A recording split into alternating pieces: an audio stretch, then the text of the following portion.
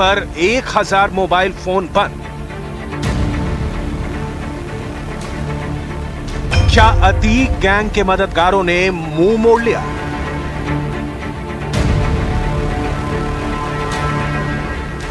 अतीक और अशरफ की हत्या के बाद यूपी के माफिया में बहुत खौफ है। अतीक के मददगारों ने पैनिक बटन दबा लिया है। पुलिस सूत्रों के मुताबिक जिस दिन अतीक और अशरफ की हत्या हुई उस दिन के बाद से यूपी में करीब 1000 मोबाइल नंबर अचानक बंद हो गए। ये 1000 मोबाइल नंबर अतीक अहमद से जुड़े हुए बताए जा रहे हैं। दावा किया जा रहा है कि यूपी एसटीएफ ने इन नंबरों को सर्विलांस पर रखा था। 24 फरवरी को उमेश पाल की हत्या के बाद इन नंबरों की निगरानी शुरू की गई थी।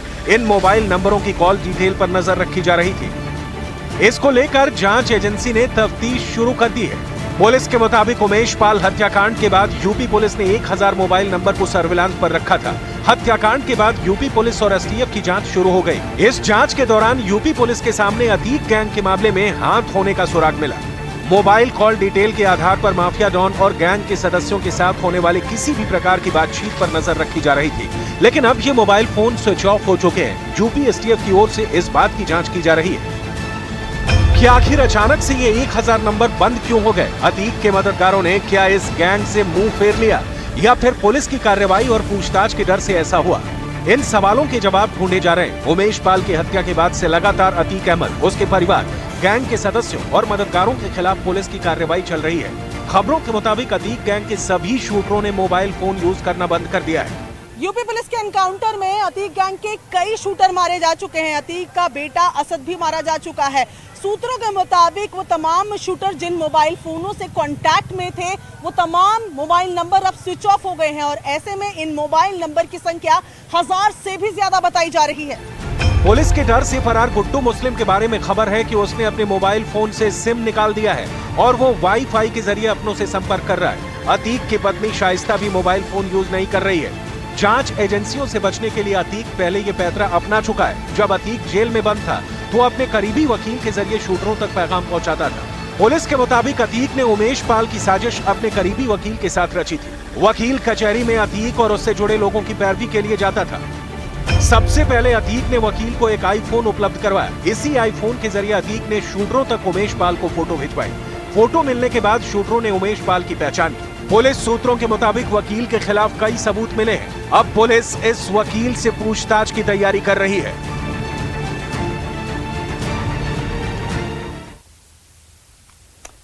तो अतीक अशरफ के कत्ल के बाद शूटर्स की थ्योरी पुलिस को हजम नहीं हो रही है। कत्ल करने की वजह कई और इससे लेकर के सवाल हैं जिनके बारे में पुलिस अब तफ्तीश कर रही है।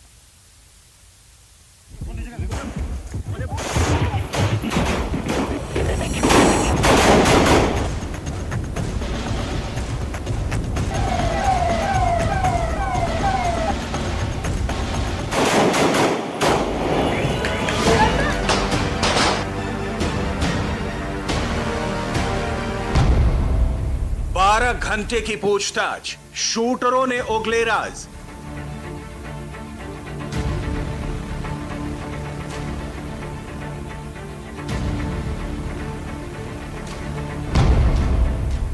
मर्डर के पीछे नया अतीक बनने की थ्योरी।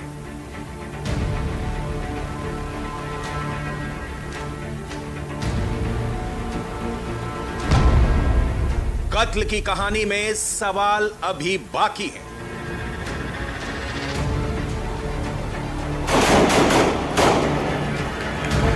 तीन शूटर, 2 मर्डर और इस मर्डर मिस्ट्री में पुलिस और एसआईटी के सामने ना जाने इतने सवाल हैं जिनका जवाब मिले बगैर ना तो कत्ल की यह थ्योरी सुलझने वाली है और ना ही अतीक की हत्या के पीछे का मकसद।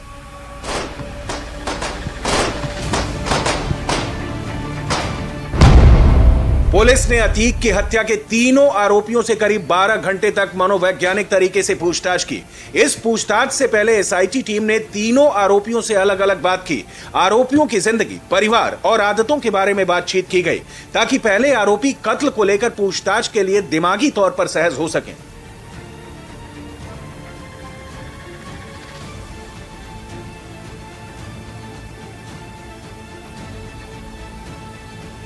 सूत्रों के मुताबिक आरोपियों ने सारे सवालों के एक एक करके जवाब दे दिए हैं, लेकिन एसआईटी का ये कहना है और एसआईटी इसलिए भरोसा नहीं कर पा रही है क्योंकि तीनों ही आरोपियों के बयान आपस में मेल नहीं खा रहे हैं। पूछताछ में आरोपी लवलेश तिवारी ने कहा कि वो सोशल मीडिया में खुद को फेमस करना चाहता था। हत्याकांड के जरिए नाम कमाने की उसकी चाहत थी। अतीक को मारकर पैसा कमाना चाहता था।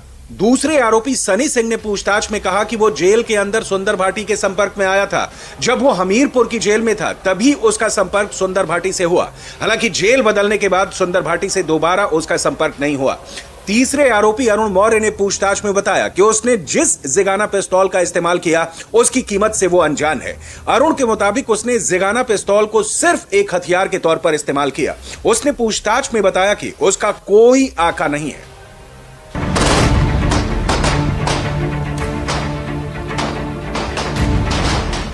हवाले से खबर है कि आरोपी शूटर सनी सिंह का दिल्ली के एक कुख्यात शूटर के साथ संबंध है। बताया जा रहा है कि कुछ साल पहले इन दोनों की मुलाकात एक जेल में हुई और ये भी दावा किया जा रहा है कि आरोपी सनी सिंह को यही शख्स असला उपलब्ध कराता था। अब तक की पूछताछ में तीनों शूटर के बयान आपस में मेल नहीं खा रहे हैं, लिहाजा अब पुलिस और एसआईटी उनसे सच उगलवाने के लिए दूसरे विकल्पों पर भी विचार कर रही है। कहा जा रहा है कि पुलिस आरोपियों का नार्को टेस्ट भी करा सकती है। इसके लिए पुलिस कोर्ट से जल्दी इजाजत ले सकती है ताकि अतीक के कत्ल और उसके पीछे की साजिश का पता लगाया जा सके। अगर नार्को टेस्ट हुआ तो इस कत्ल की पूरी साजिश में दूध का दूध और पानी का पानी हो जाएगा। साजिश के पीछे का सच और उसके एक एक किरदारों से पर्दा उठ जाएगा।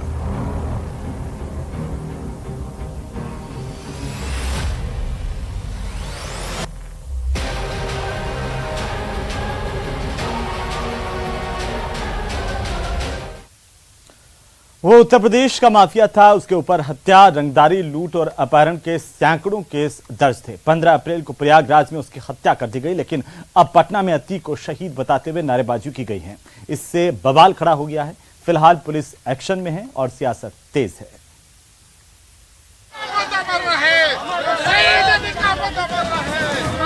सुन लीजिए, उस माफिया को शहीद बताते हुए नारेबाजी हो रही है, जिसके ऊपर हत्या, रंगदारी, लूट और अपहरण जैसे सैकड़ों मामले दर्ज थे। अतीक अहमद यूपी के सबसे बड़े माफिया में से एक था। उसे प्रयागराज में 3 बदमाशों ने पुलिस सुरक्षा के बीच गोलियों से भून डाला।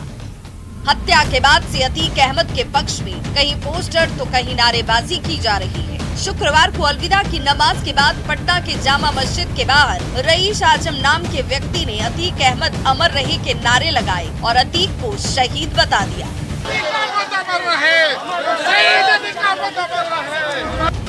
अतीक के पक्ष में हुई नारेबाजी के बाद बिहार में सियासत तेज हो गई है। बीजेपी प्रवक्ता निखिल आनंद ने कहा कि ऐसा मुस्लिम तुष्टीकरण की वजह से किया जा रहा है।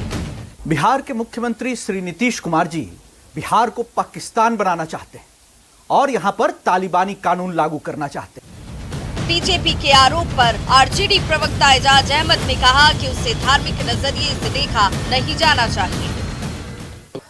कानून व्यवस्था के मामले को लेकर के जो आज रोष प्रकट किया गया, उसको उसी नजरिए से देखने का। जबकि जेडीयू का कहना है कि अतीक जैसी माफिया का समर्थन कोई नहीं करता। हत्या पर सवाल जरूर है। जाता है। हर किसी को यह समझना चाहिए कि अपराधी की कोई जाति नहीं होती, कोई धर्म नहीं होती। कांग्रेस प्रवक्ता ज्ञान रंजन ने कहा कि जिस ढंग से अतीक की हत्या की गई, उस पर तो सवाल उठेगा ही। देखिए, किसी भी तरह से इस तरह के नारे को जस्टिफाई नहीं किया जा सकता। सवाल है कि क्या अब धर्म के नाम पर माफिया और गुंडों को भी शहीद बताया जाएगा। न्यूज़ 18 के लिए पटना से धर्मेंद्र और रवि एस नारायण की रिपोर्ट। तो वहीं पुंछ जिले में कल हुए आतंकी हमले के बाद इलाके में बड़े पैमाने पर तलाशी अभियान चलाया जा रहा है और हमले की जांच शुरू कर दी गई है। एनआईए भी जांच में जुटी है और इस संबंध में एनआईए की टीम ने मौके पर पहुंच करके जांच शुरू की है। डीजीपी दिलबाग सिंह, एडीजीपी जम्मू मुकेश सिंह भी घटनास्थल पर पहुंचे, सभी मुद्दों की समीक्षा की है। तलाशी अभियान में लगातार तेजी देखने को मिल रही है। वहीं घना जंगल बड़ी चुनौती अभी भी बना हुआ है। गाड़ी में अपना वेपन लो पहले सारे।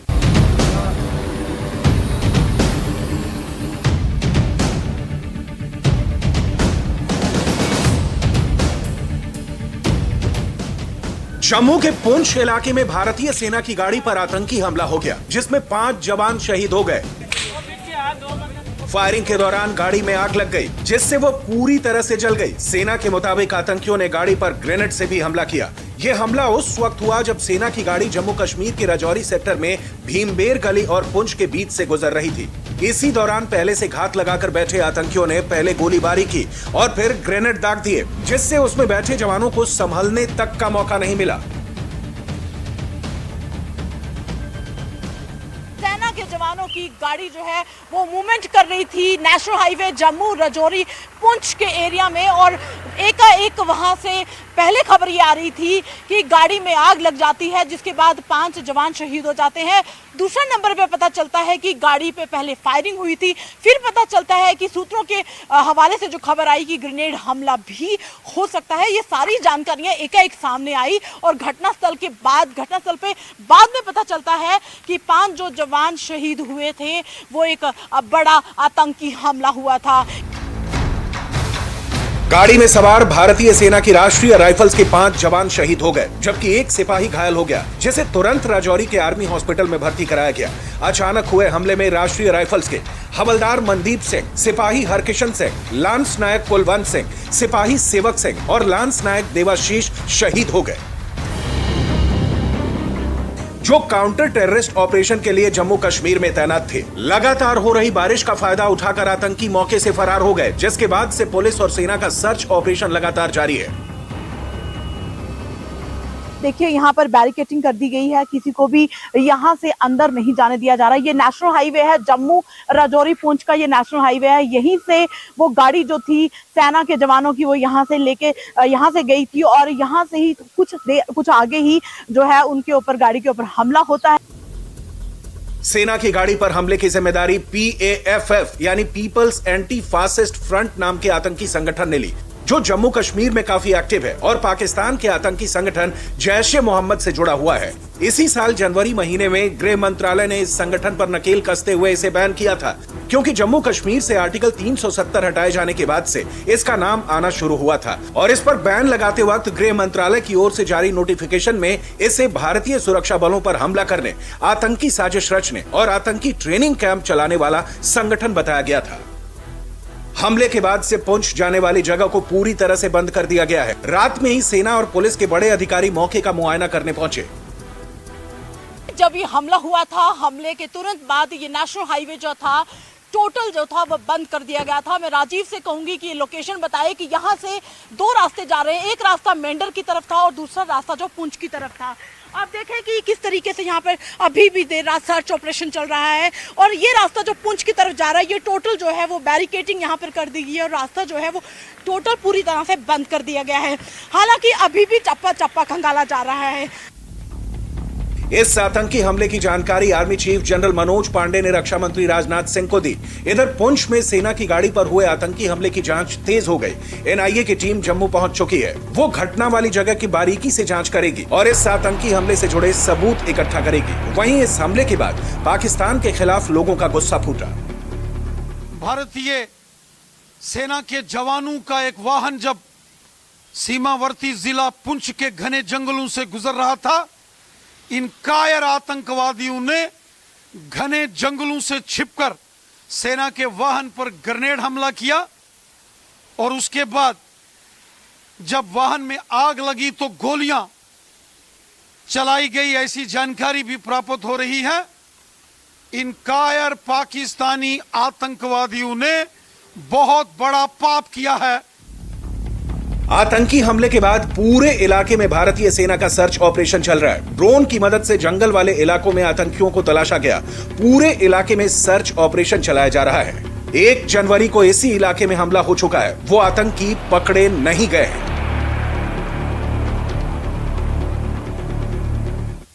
तो चलिए आगे बढ़ेंगे और इसी बीच बड़ी खबर है जहां पर प्लास्टिक के गोदाम में भीषण आग लगने की जानकारी सामने आ रही है। कोलकाता में अग्निकांड हुआ है। कोलकाता के तोपतिया रोड पर यह अग्निकांड की जानकारी मिली है। ट्रांसफार्मर में अचानक से लगी आग फैल गई, प्लास्टिक के गोदाम तक ये आग पहुंची और किसी के हताहत होने की जानकारी अभी तक नहीं है। बहरहाल तस्वीरें आपके टीवी स्क्रीन पर है। प्लास्टिक के गोदाम तक ये आग पहुंची है। प्लास्टिक के गोदाम में भीषण आग की खबर मिल रही है उसकी तस्वीरें कोलकाता से हम आपको दिखा रहे हैं। इस वक्त की सबसे बड़ी खबर है। तो दरअसल सबसे पहले आग लगी थी ट्रांसफार्मर में और वहां से फैलती हुई प्लास्टिक के गोदाम तक पहुंची। प्लास्टिक का गोदाम जो है वो बगल में था और उसके बाद जैसे ही प्लास्टिक ने आग पकड़ी है पूरे गोदाम में आग फैल गई है।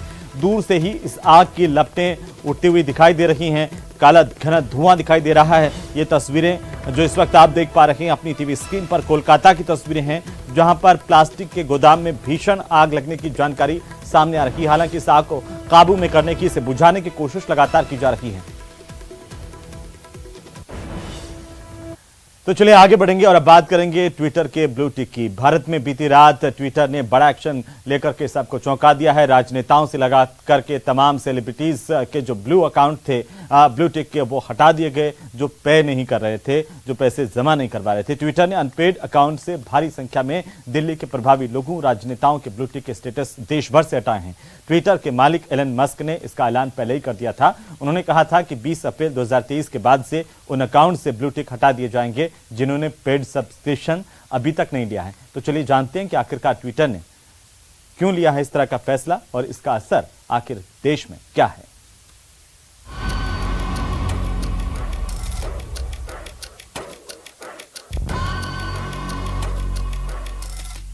भारत में बीती रात ट्विटर ने बड़ा एक्शन लेकर सबको चौंका दिया। ट्विटर ने अनपेड अकाउंट से भारी संख्या में प्रभावी लोगों और राजनेताओं के ब्लू टिक स्टेटस हटा दिए। बात मध्य प्रदेश की करें तो सूबे के तमाम दिग्गज नेताओं के ट्विटर अकाउंट से ब्लू टिक हटा दिया गया। ऑफिस ऑफ शिवराज, पूर्व सीएम दिग्विजय सिंह और जगदीश देवड़ा समेत कई ट्विटर अकाउंट से ब्लू टिक हट चुका है। दिल्ली के सीएम अरविंद केजरीवाल का भी ब्लू टिक गायब है। इंडिया की कई बड़ी पर्सनालिटीज के ट्विटर पर देखने वाला टिक मार्क गायब हो चुका है। इसमें शाहरुख खान, विराट कोहली, सलमान खान से लेकर अमिताभ बच्चन तक के नाम शामिल हैं। माइक्रो ब्लॉगिंग साइट और सोशल मीडिया प्लेटफॉर्म ट्विटर के मालिक एलन मस्क ने इसका ऐलान पहले ही कर दिया था। उन्होंने कहा था कि 20 अप्रैल 2023 के बाद से उन अकाउंट से ब्लू टिक हटा दिए जाएंगे जिन्होंने पेड सब्सक्रिप्शन अभी तक नहीं लिया है। दुनिया के सबसे बड़े धनकुबेर एलन मस्क ने इस बात पर जोर देकर कहा था कि यदि ब्लू टिक चाहिए तो इसके लिए मंथली चार्ज देना पड़ेगा। अब आपको तो चलिए आगे बढ़ेंगे और अभी नजर डालते हैं प्राइम 25 खबरों पर। सूडान में फंसे भारतीयों के मुद्दे पर प्रधानमंत्री नरेंद्र मोदी की हाई लेवल बैठक हुई है। भारतीयों को सुरक्षा और लगातार संपर्क के निर्देश दिए गए हैं। पहले से कई देशों के संपर्क में है विदेश मंत्रालय। प्रधानमंत्री नरेंद्र मोदी शुक्रवार को 16वें सिविल सर्विस